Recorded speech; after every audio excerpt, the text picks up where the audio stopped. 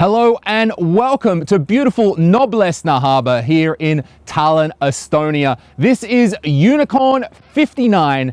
My name is Lewis Zezeran. I'll be your host today. I'm Australian, but I'm a long-time resident of Estonia. And let me tell you, it's not a half bad place to live. Now, if you are watching today's live stream on Facebook or LinkedIn, I humbly suggest that you look at the link down the bottom to go over to the Hop-In page. Over on Hop-In, we are offering exclusive access to a database of 159 Estonian startups that are searching for venture capital within the next 6 months. We've also got a live chat there that is manned by representatives from all the companies today. If you've got a question, ask it in the live chat, and we're also going to have live polls. So after each of our company pitches as we move along, we're going to ask a question. Would you like more information? If you click yes, then someone will get back to you and give you all the information you need. The way we're going to do today's event is we're going to kick off very shortly with a fireside chat between Maria Peck and Martin Villig, who are two of the most influential members of the Estonian startup community. And then after that, we're going to hear a series of pitches by various Estonian startups who are all on the hunt for venture capital. Okay, however, before all of that, it is my absolute pleasure to introduce these welcoming words from the Prime Minister of Estonia, Kaja Kallas.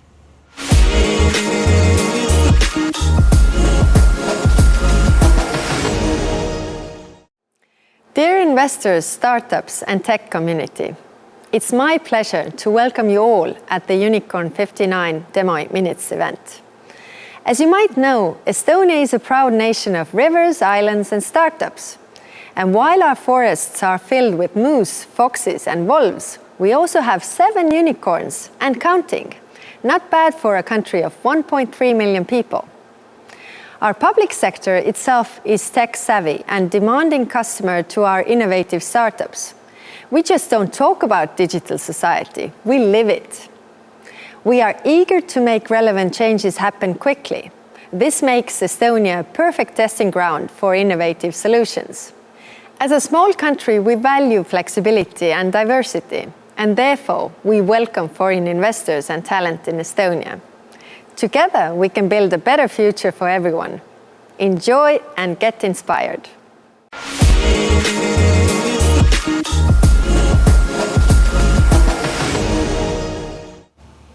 Thank you, Madam Prime Minister, for those welcoming words. Now we're going to have a fireside chat with Maria Peck, who is CEO of Latitude 59 Business Festival based here in Tallinn, Estonia, and also with Martin Villig, who is the president of the Estonian Founders Society and also the co-founder of a small up-and-coming startup you might have heard of called Bolt. Maria and Martin, take it away.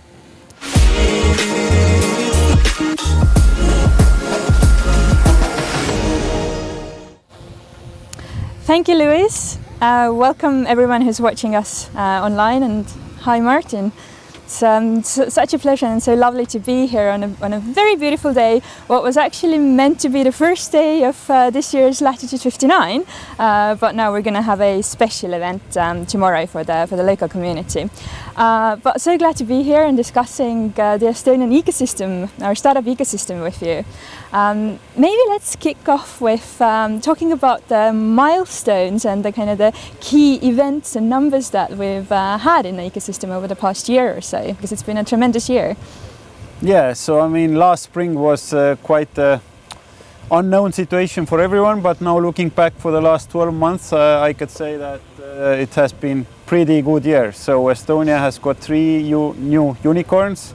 Pipedrive had a massive exit last November, and then followed by Zigo, good fundraising, and ID.me as well. So we have now total 7 unicorns. If we look at fundraising, then last year we ended with 450 million, which is also quite a record number. And this year we are going with the same pace. 230 million have been fundraised and announced so far, but I know that many of the deals are still upcoming. So that's a very good mark. And in total, we have now more than 1,100 startups. So yes. it's we are growing like on the mushrooms. I think in May 2021 we had 1,144 startups, and I guess the number is now up. But because this event is mainly focused for or aimed at investors, and we're seeing larger and larger investment rounds that are raised at record speeds in Estonia. And then, as Louis said earlier, that there's more than 150 startups who've initiated that they're looking to raise a round within the next 6 months. And then, interestingly, Niklas Zennström said in a recent interview that Atomica's investments have done too good in Estonia, or too well in Estonia, and it seems like business is booming. So, what do you think is the best way for investors who haven't invested in Estonia yet to get in on the game? Yeah, I mean, some rounds are really going really fast if the companies are good, and even some local angels have trouble of getting in. But what I would recommend definitely is visit Estonia at least once or twice a year. Probably the two of our biggest startup events, Startup Day and Latitude 59 would be good times to visit, because then you can meet a lot of people in the same place. But otherwise we have incubators doing or accelerators doing demo days. We have follow the Startup Estonia newsletter and then the new startups coming up. Network with active angels or maybe your own portfolio companies, because people on the ground, they usually know what's going on. And of course, usually try to have some local or regional scouts who are just networking with people and trying to understand that what's cool. And also when you see companies that are younger, try to just ask to be in their investor list. So some of them are doing very good relations already early on, so you can follow them from the very seed rounds up to the next round. So just be active and then network. Yeah, and also I think Startup Estonia has the database up on their website, so every new startup that we get is actually up on the database as well. And you did mention the events, obviously, and we haven't really had physical events nowhere within those past 16 months or so. We did manage to have a hybrid version of Latitude at the end of August last year, and then tomorrow's event is going to be a bit more local and smaller than usual, but Startup Day is coming up again at the end of August as a hybrid event. So those of you who can't come to Estonia physically, then they can watch us online. And then Latitude will return in May next year for the full edition. But maybe let's go to the kind of the community and not only startups and not only investors, but everyone else in the ecosystem as well. And I think that's like the most strongest thing about Estonia, that the community is so tight-knit, and then also despite the fact that we didn't really get to meet each other over these past 12 months or so, we've managed to stay strong. Why do you think that is, or how have you managed to stay so strong? I think Estonia, everyone knows Estonia as e-Estonia, so we have lots of e-services, and our schools and everyone, all the systems were pretty well prepared for the corona, and it came out that it's quite similar in a startup scene. So we have Estonian Founders Society, which now has about 15% of the top founders and startups. So we have 160 members, and we were in the Slack community already before that. So for us, replacing physical meetups with Zoom meetups didn't actually change much. So we were well set up before. We can say the same for the global founders, which is also a group of foreign founders then operating in Estonia. They have about 200 people also in the Slack and in the regular meetups. So these ecosystems were already in place, and they just kept operating even though people couldn't physically meet. But as well, we have pretty good newsletters. Startup Estonia and different other VCs are sending out regular newsletters, and various meetups as well were just organized via the video calls. So I would say that for us nothing too much happened, and also the fundraising rounds and everything just moved online, and then I think as the numbers showed earlier, the business was really booming. So yeah. Do you reckon they'll move back offline, or will it be like a hybrid version going forward? Yeah, I think that the hybrid is probably more useful. So if you're out, you can still join the events, and if of course people always prefer to talk face to face to each other and have a few beers. So definitely, I think hybrid is the best solution now going on, and it's optimal. Yeah, and funnily enough, you mentioned the global founders and their meetups. We're having a physical global founders meetup this evening in Tallinn, and I think there's 70 founders who've signed up. So that's absolutely amazing. But let's not stay in the present. Let's look into the future. I know that the ecosystem and the Estonian Founders Society as well, that we've set quite ambitious goals for ourselves for the next 10 years. Would you like to elaborate on what we've got planned?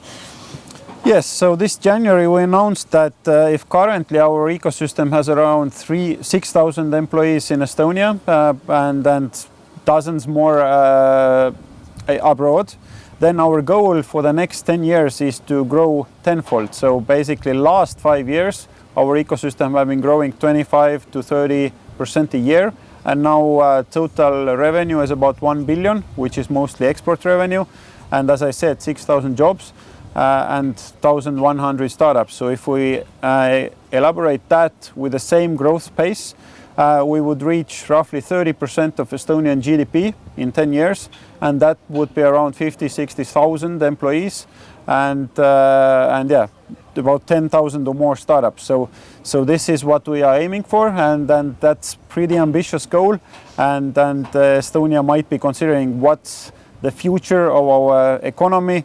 Then we say that technology industry would take even bigger part of that, and we are now doing more detailed analysis on that, talking to the government, what should we change potentially in the business environment, in the legal system, but that's the goal we are aiming for.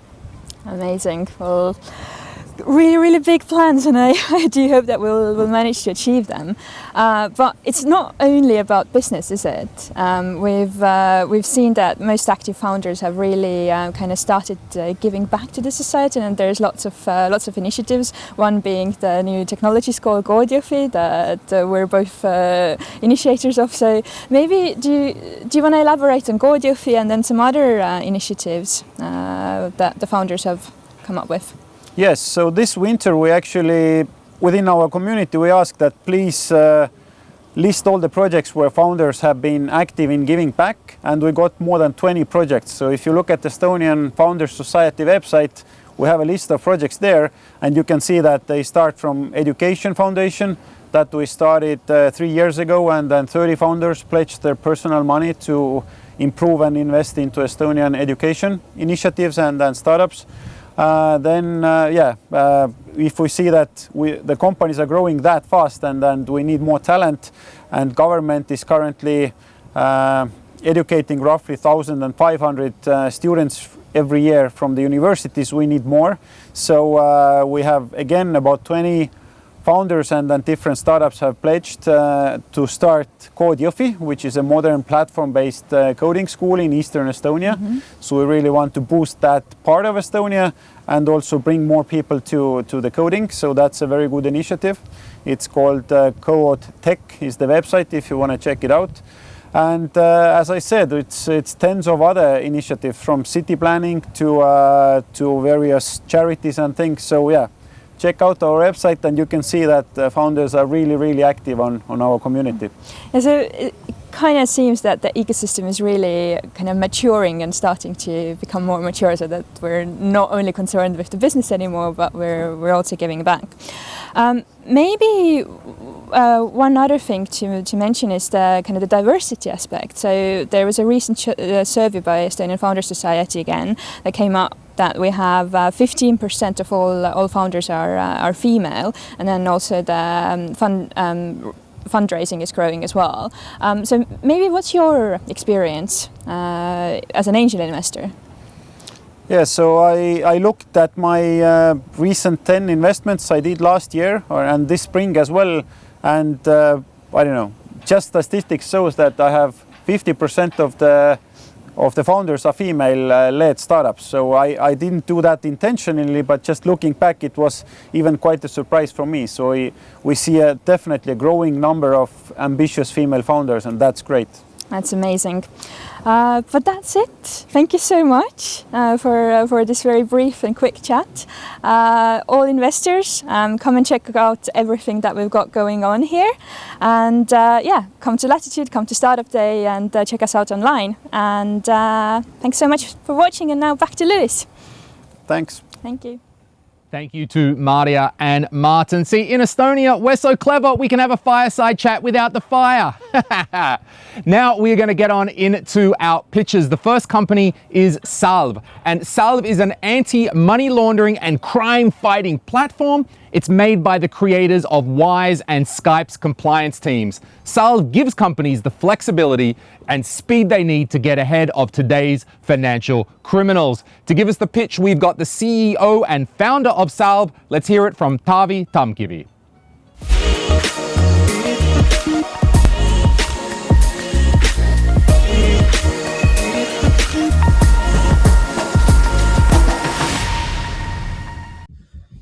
Hello everybody, I'm Taavi Tamkivi from a company called Salv, which is RegTech a company focusing on beating financial crime. Me and my co-founders founded Salv more than 3 years ago, based on our decade-long experience from Wise and Skype fighting financial crime over there. And we were now supported by like over 35 really strong team members, number of legendary investors across Europe, and we have gained the trust of over 20 customers already across Europe as well. And what is the problem that we're resolving is that like every year more than 4 trillion euros of dirty money is being laundered. That's about the size of German economy.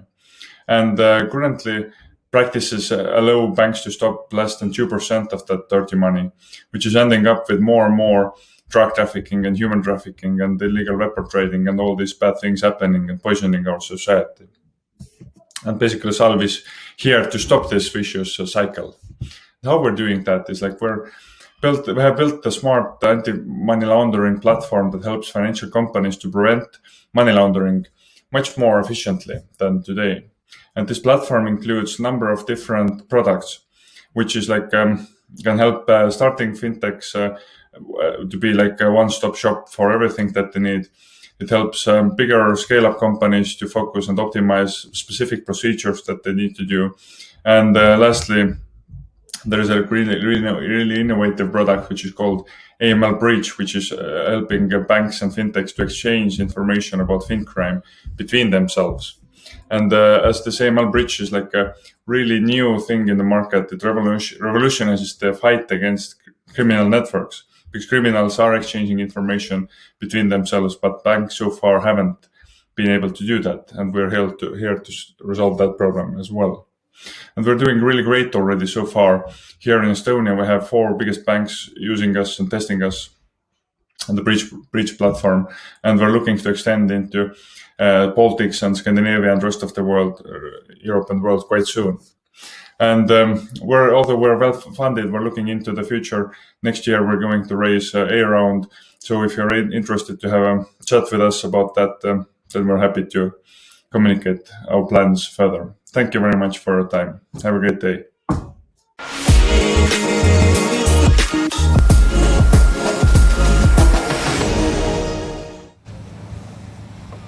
Okay, we've got Taavi Tamkivi joining me right down by the harbour here. So tell me about what are the main challenges that you're facing for scaling and entering new markets?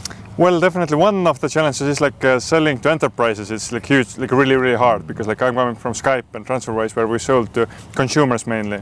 But actually selling to banks, selling to large fintechs, building trust with them, that's hugely really difficult. But luckily we have like really international team with a massive experience in that.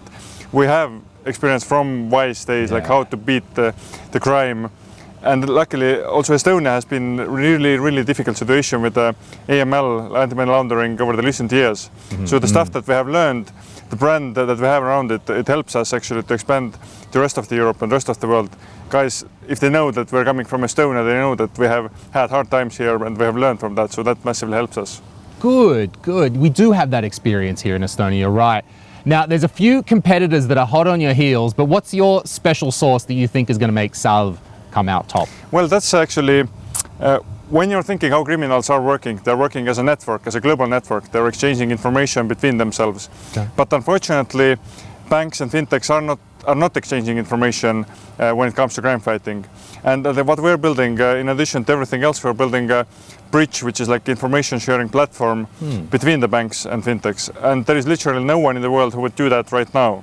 And like global powers like Financial Action Task Force, which is like calling all the countries' governments to build up their international and national information exchange, is something that is forcing them. But there's no one in the market who will offer this as a product or as a service. So that's our secret source that we're not hiding, actually, and that helps massively as well. Tremendous. And for sure, the experience from Wise and Skype, I mean, it's so relevant. It's great that you've got that. Taavi, thank you very much for your time today.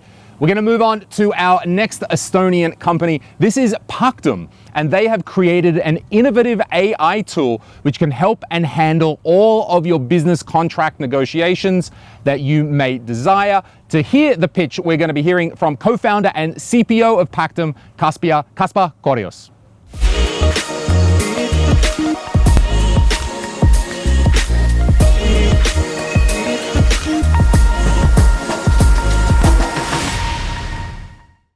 Hi, I'm Kaspar, the co-founder of Pactum. We are automating enterprise negotiations. Our clients include Walmart and various other Fortune 500s who all experience the same challenge.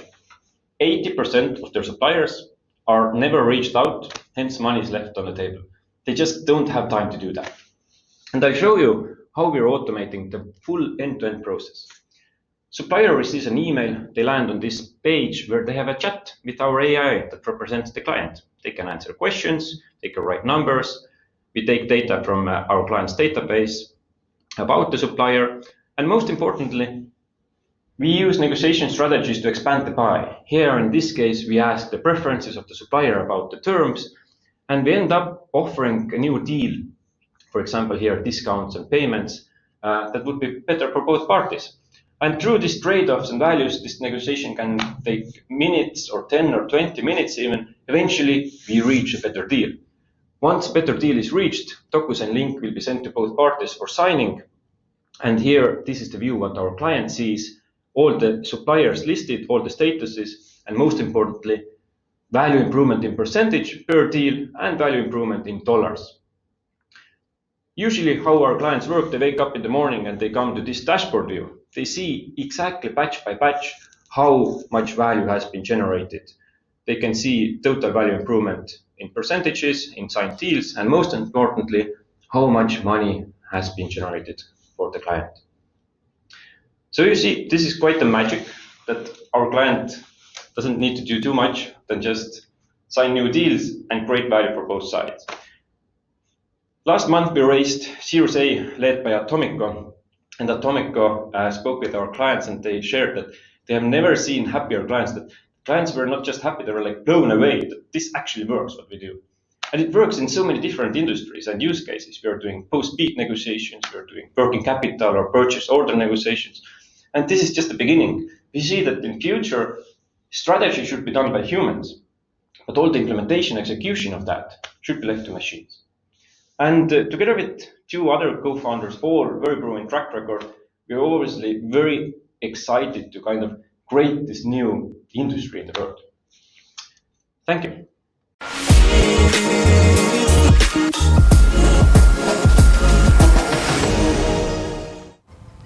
Kaspar, nice to see you today, my friend. Now, the first question is, are you seeing definite improvements in negotiation results based off your AI platform? So how does the results improve through time? It's a very good question because, negotiations is very complex space usually. It's like very open-ended, you can discuss whatever. And the magic how Pactum is possible is that we are structuring the whole negotiation space. We understand all the values and all the terms to be negotiated.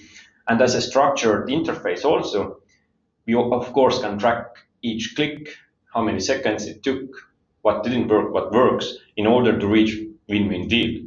So we have seen the improvement of average conversion improvement and improvement of value batch by batch by A/B testing different negotiation scenarios, different positionings, and different trade-offs, what we can do.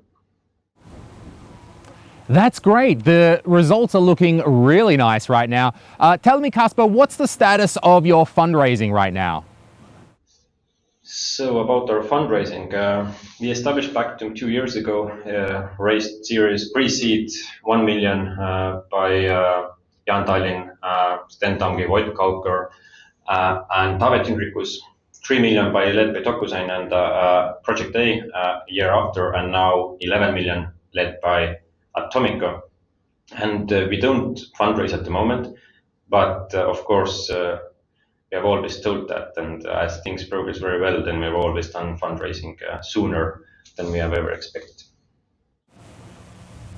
Okay, thanks for that, Kasper. We're going to move on to the next company, which is Katana, and they are giving thousands of manufacturers a live look at their business. They can manage all the moving parts of their business and unite the apps and services they use in one visual platform. To tell us about it today, we've got the co-founder of Katana, Mr. Christian Velocius.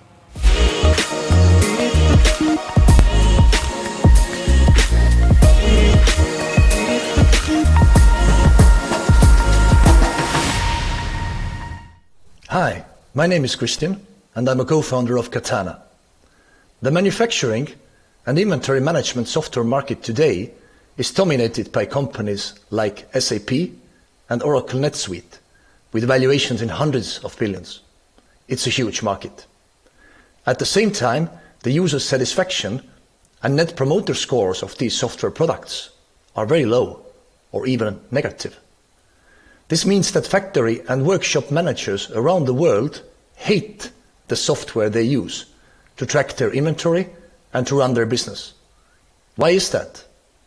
The manufacturing ERP products out there have been built over the last 20 years and are lagging behind in innovation. Manufacturers hate complex license policies, painful version upgrades, and software that lacks connectivity to other tools they use.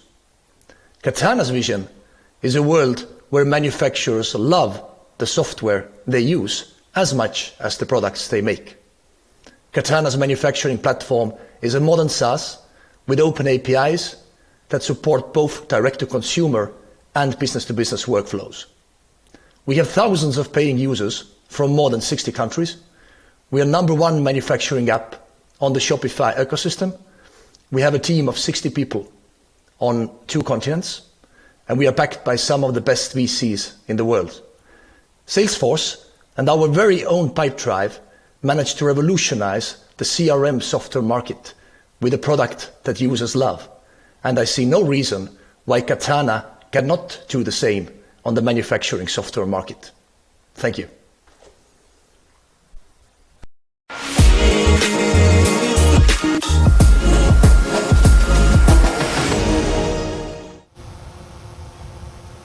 I've got Christian down by the harbour with me right now. Nice to see you, mate. Now tell me, oh, that's beautiful. Happy to have you here. Now tell me, why is now the right time for Katana to enter the manufacturing software market? Great question. Thank you. Firstly, there's a fundamental change happening in how consumers like you and me are making purchasing decisions these days. We've started to prefer buying products directly from the local makers, crafters, artisans, designers, instead of buying from random middlemen or generic retailers. And as a result, we see a wave of new type of manufacturing businesses being set up globally that are making their products in the workshop, and at the same time they have their online store, their e-commerce store, where they are selling these products directly from the shop floor to the end consumer online. And you know, this trend is very industry agnostic. If you walk around in the Telliskivi area in Tallinn, for example, you see, you know, organic cosmetics businesses, leatherworking, coffee roasting, electric bikes, etc. And you see the same across, you know, various cities and towns across the globe. And Katana is a perfect business software for these type of businesses. And why? Because we provide them with the connectivity to various e-commerce platforms and marketplaces. And at the same time, we support the necessary workflows to manage the inventory and their manufacturing planning. So with Katana, manufacturers can make locally and sell globally. Not a bad pitch. I like it. Finally, very quickly, tell us what's the story behind the name? The name Katana. Yeah, we follow lean manufacturing principles, and lean manufacturing principles they come from Japan. Okay. And katana is a samurai weapon, a samurai sword. So it's a tribute to Japanese traditions. And this is where we also got our slogan, cutting edge manufacturing. Beautiful. I like it. Snappy, it's quick, it's very interesting. Thank you very much, mate. Okay, we're gonna have a little halftime break right now, and we have a short sketch. See you soon.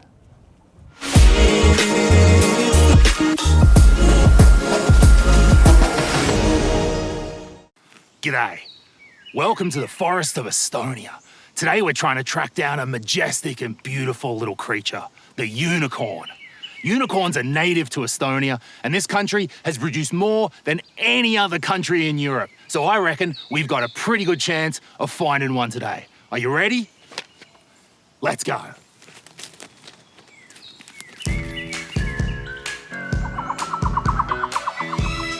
Like any animal, if you want to lure a unicorn, you've got to offer it what it really wants. Venture capital. It also helps to dress like an investor too. Maybe bring a latte, an iPad, a pitch deck. Let's lay out some traps and see if we can lure one in. So call me a man on a mission. I'm guilty by my own admission. Locked up but I break free. No change could ever take me. Can't stop, won't stop, don't stop.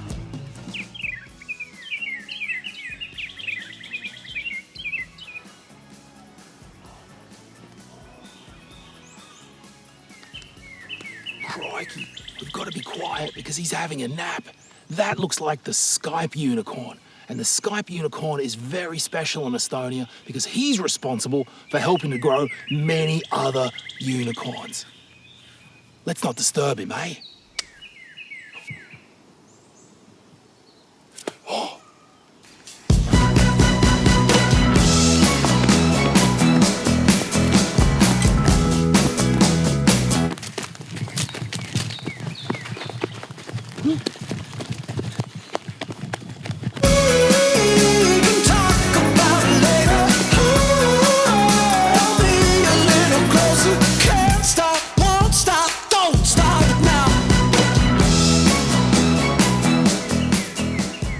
Crikey, he's a quick little critter. That was the wise unicorn, one of the rarest of them all. I know why he was taken off over that hill. I think I saw a stock exchange over there earlier. So that's it. Everywhere you look in Estonia, there's unicorns. So why don't you come join us? Okay, that's a wrap. I'm going back to my trailer.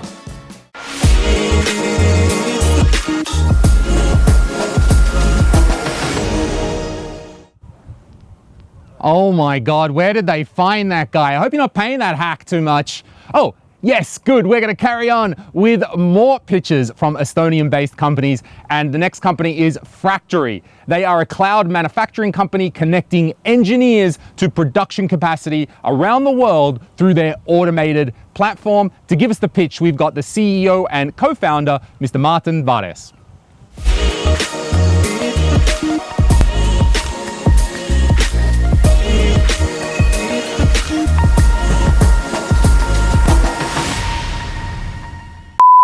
You probably never wondered how this is made. Or this. Or this. Somebody has to make all of them things. Production industry is big, but not all of its problems are widely known. It's an old school market where everything is not as efficient as it could be.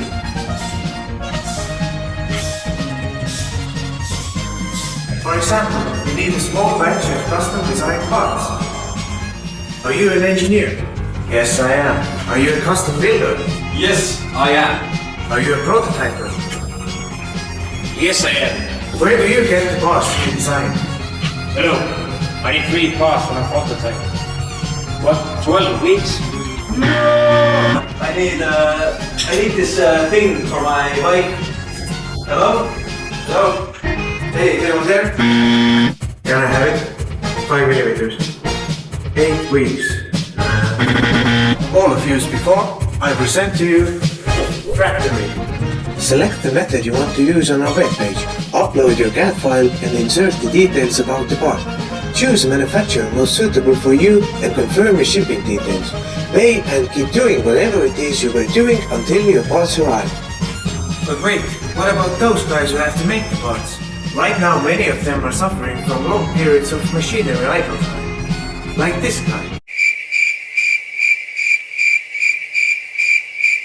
Enlisting their equipment in our system can make them more visible for customers and increase their productivity. So who is behind Factory? Who makes all of this happen? I'm Martin, I'm the man with the black. I'm Joseph, I'll bring us clients. I'm Ray, I bring ideas to life. And we are Factory, the next best thing in manufacturing industry.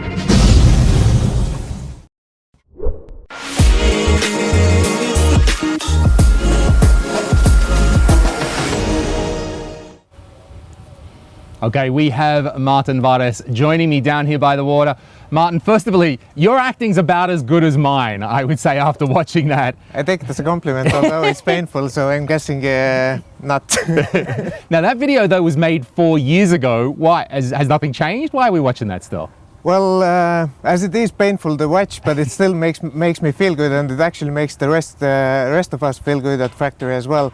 So it's funny because it was made before we had anything. So the clip you saw from the platform itself, it didn't actually exist. It was a PowerPoint. But what's great about this is that basically the same guys are doing exactly the same thing now 4 years later. So it makes me feel good to watch this because it means that the dream we had there, we are now making it, and it's relevant. We are in several different markets, main markets being Nordic and UK. Companies trust us with almost €1 million worth of orders every month, and we're growing at a pretty good rate. So I guess although we were dreaming there, we have now realized at least part of it, although the journey is still ahead of us. It is, but you've done so well up until now. However, a little birdie tells me that you have a few competitors who are pretty well funded. So what's your strategy? How are you going to outflank and outmaneuver them? Yeah, I guess we're in a similar positions as a lot of the Estonian companies tend to be, where you have this Goliath of a competitor and who's very well funded, good connections, good track record and so on. But the product we are selling, or the product we are making, is for engineers, for technical people, for procurement managers. It's very technical, and it's producing technical manufacturing parts. So in order to succeed in this market, we see technology as the most important thing. And even though our competitors are much bigger, they don't seem to share that view. So we truly believe that in the long-term game we have the edge. We already have the best technology in the market for what we're doing, better than anybody. And we are soon announcing that there's going to be more fuel to the flame. So it's going to get even better. I like it. I look forward to it. And certainly, if you've got a bigger army, it doesn't mean that they're always the winner. So good on you, Martin. We're going to carry on now with the next company, which is Planet 42, and they are providing rent-to-buy vehicle rentals in South Africa. They're focusing on pre-owned cars, giving people the opportunity to drive any vehicle regardless of age. Let's hear the pitch from the CFO and co-founder, Mr. Martin Orgner.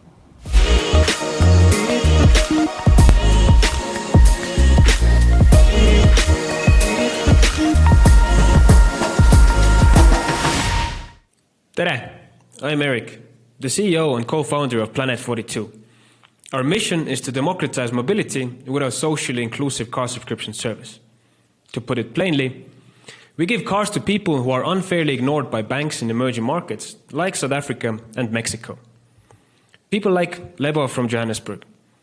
Despite earning a monthly salary of €1,900, none of the banks in South Africa are willing to buy a car for her. I know, sounds crazy, right? In Europe, banks would be falling over each other, offering Lebo a car loan, a credit card, a personal loan, a second car loan, and so on. But banks in emerging markets only offer these services to super prime customers, leaving most of the population out in the cold. Lebo was forced to pay more than half of her salary for a rental car just to get to work and back. So we at Planet 42 bought her a 10-year-old Audi A1.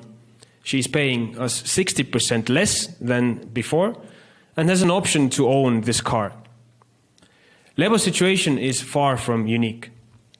There are three major drivers of demand for personal cars in emerging markets. First off, banks only serve the elite. Up to 90% of vehicle finance applications are rejected. Secondly, there's a lack of alternatives, as the public transportation system is slow, unreliable, and dangerous, especially for women. And finally, there's a massive gap in the amount of cars. There's 4 times less cars per capita in South Africa compared to Europe. We have bought more than 3,000 cars for customers like Lebo. New subscriptions have been growing at 20% month on month for the past half a year, and our monthly recurring revenue is well over €500,000. We do all this while being fully carbon neutral. Thank you from the Planet 42 team. Over to you, Tallinn. Aitäh!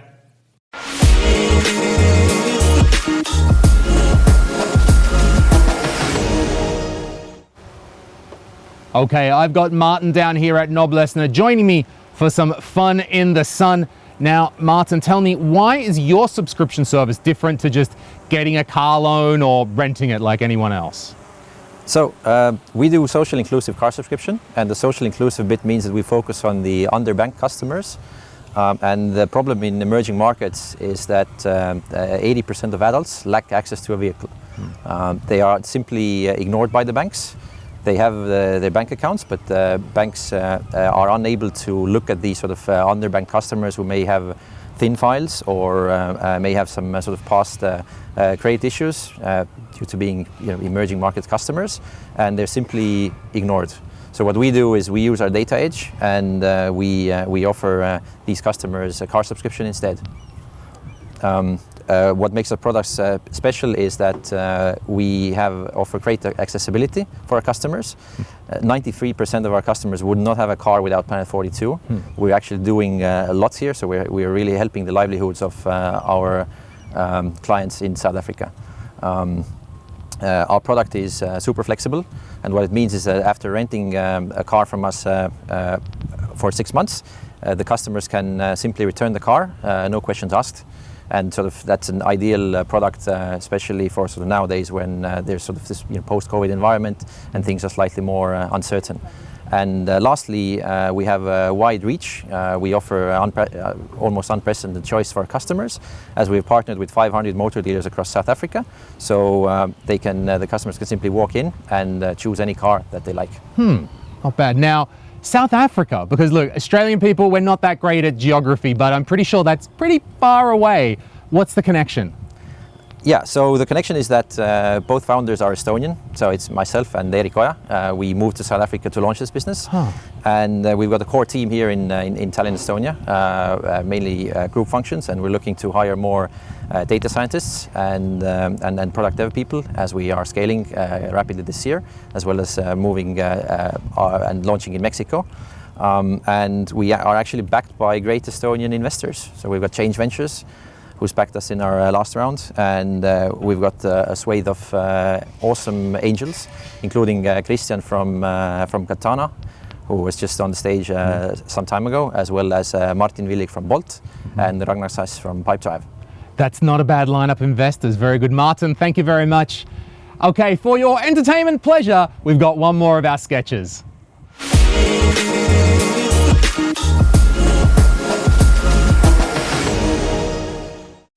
G'day. This is the perfect environment to spot a unicorn. You've got sparkling water, good food, beautiful people. For sure we're going to see one of those little critters around here today. Let's go check it out. Future startup owners, former startup owners, everywhere I look, startup owners. Crikey.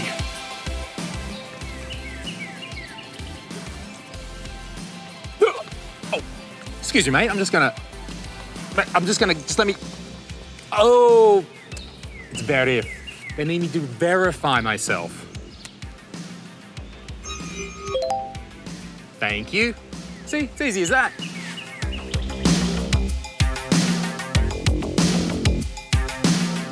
This is Verif. They help to verify your identity. They're not a unicorn, but I reckon they will be soon. In fact, in Estonia, there's loads of companies just like that. They just keep growing and growing. Oh, guys. Look at this. Ping pong bats, hemp tea, craft lemonade. This is definitely the nest of a unicorn. Look, fresh pitch notes. Oh, it's definitely been pitched recently. They can't be far. Come on, let's go.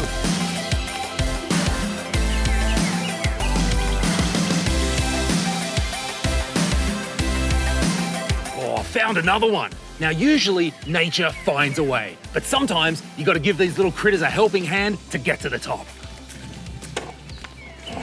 Easy now, easy. Yes, good. Yes, come boy. Come on, yes, good on ya. Yeah. Come boy. Come boy. There we go. You can do it. Come boy. Come on. Yes. Oh. Whew, it's a beautiful thing. I'll never grow sick of that. And that's the story of Estonia. Everywhere you look, there are little unicorns growing up and doing amazing things. See you next time.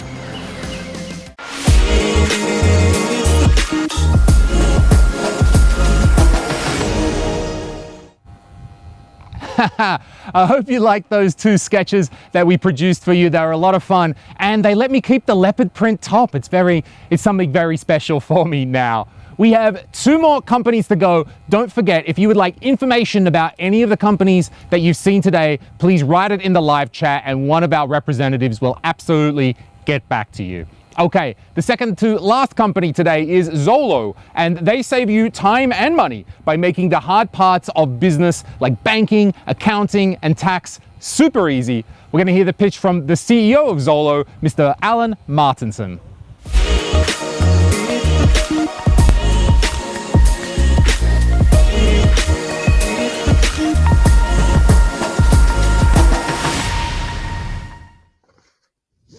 So hello everyone. I hope you have been enjoying Unicorn59 so far. My name is Alan Martinson and I'm the CEO of Zolo.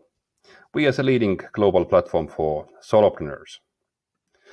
There are about 45 million professionals worldwide who have decided that they do not want to have a boss or don't want to be a boss either. So they have launched their solo careers or freelance careers. But what is common for those 45 million people is that they are super inefficient in running the businesses. Why? Because they run their accounting, legal and tax compliance all by themselves while not being experts in those disciplines at all. In fact, they hate it. They want to develop code, design logos, do consulting, and one of our customers is even looking for stolen paintings. So Zolo comes to the rescue.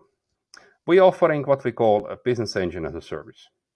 Our platform provides everything the freelancer would need, from incorporation to SaaS software to run their business, to accounting, to tax compliance, to legal templates.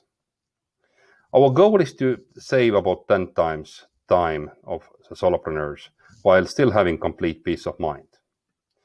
And we have succeeded. We have 80,000 people on our platform and our customer loyalty is super high. We started 6 years ago from serving location-independent, expat and nomadic freelancers. And by today, we are the largest service provider for those people worldwide. But in 2021, we launched the strategy of expanding our footprint and going after local freelancer markets in European countries. This week, we launched our first fully localized and local compliant service in Spain. And we plan similar launches in 5 more countries by the end of next year. Our ARR is 4 million euros, and we have raised 11 million so far. We will be raising our Series B later this year, and please contact us for further information. Thank you so much.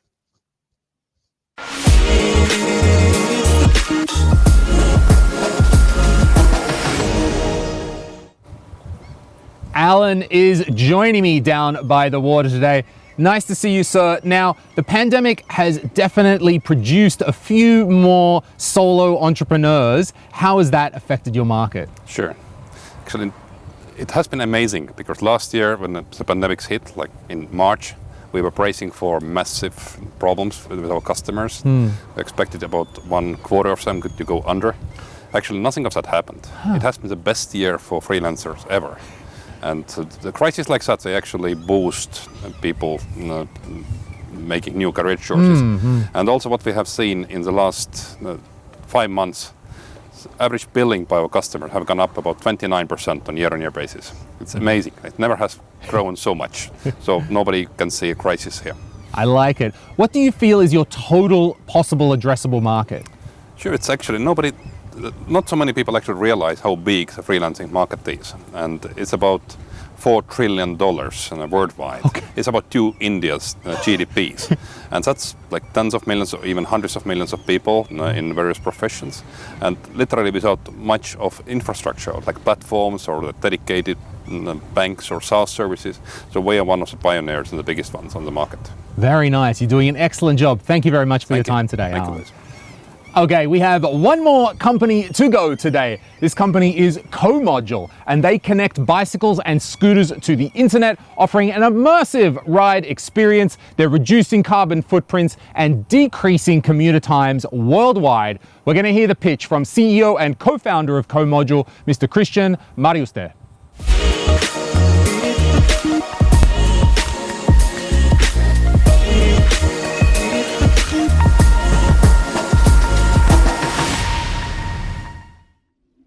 At CoModule, we connect bicycles and scooters to the internet. We enable the whole industry to move to the 21st century. We work with vehicle manufacturers and fleet operators.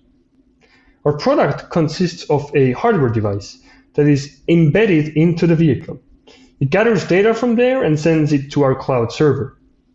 We create a two-way communication. On one hand, gathering data, and on the other hand, doing remote operations and software updates for the vehicles. Sometimes we also create a software visualization layer on top. Think of us as Twilio with a hardware component attached to it. But it's not really about hardware. It's about delivering connectivity as a service. It's our job that everything works in a robust and guaranteed way. And this is why we have an MRR business model.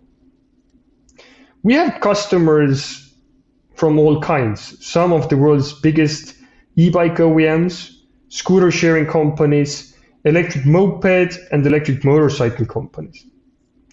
To date, we have connected more than 400,000 vehicles all around the world.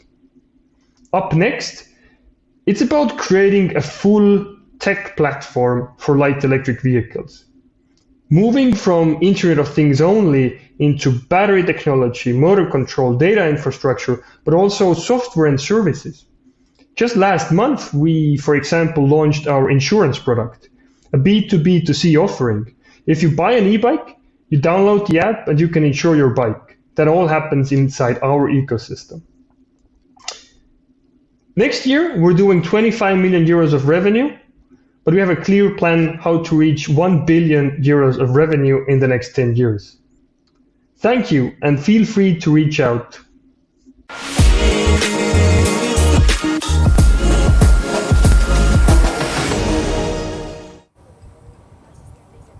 Okay, we've got Christian here. He's coming to us virtually for the last company of the day.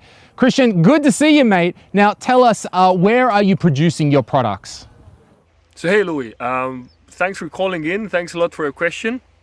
At CoModule, we produce everything in-house. So we are a fully vertically integrated company, and we do all of our production in Tallinn, Estonia. We have our own production line, and this has become super valuable and useful. You know, people say hardware is hard. It is, and that's why you really have to go into detail to be successful there. And because we have our own line and our own procurement, we have also been really good in navigating the current microchip crisis, for example, that's happening in the world. So this has given us a lot of flexibility and availability towards our customers. So yeah, we produce everything ourselves in-house in the central town of Tallinn, Estonia. Very nice. Okay, Christian, I got one more for you. Can you tell us something about where you see CoModule in 10 years? I said before, our goal is not a €1 billion valuation, but it's a minimum of €1 billion revenue.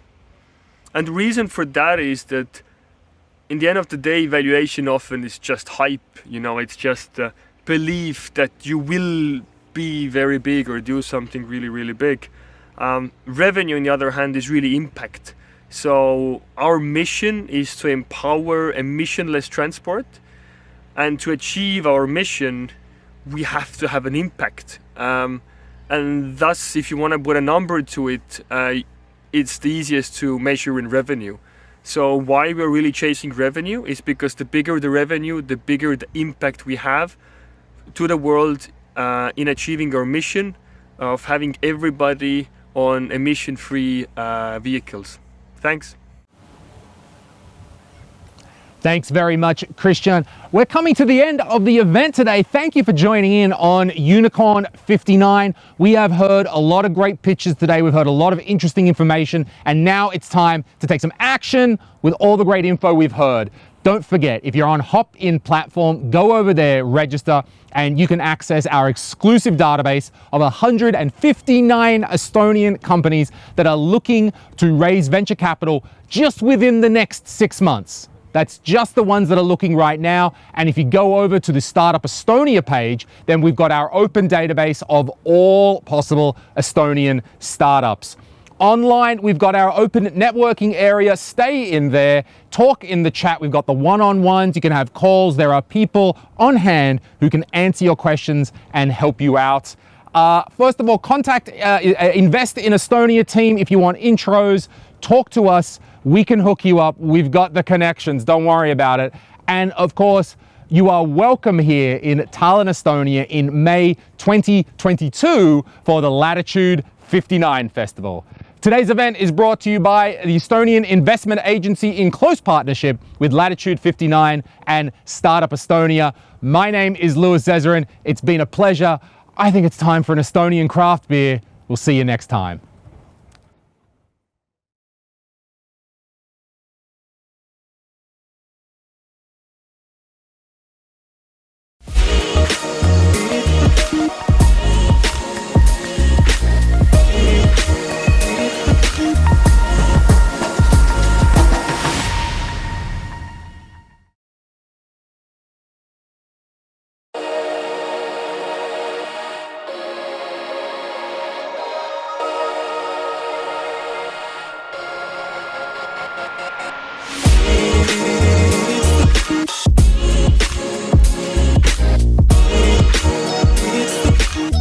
Добрый день.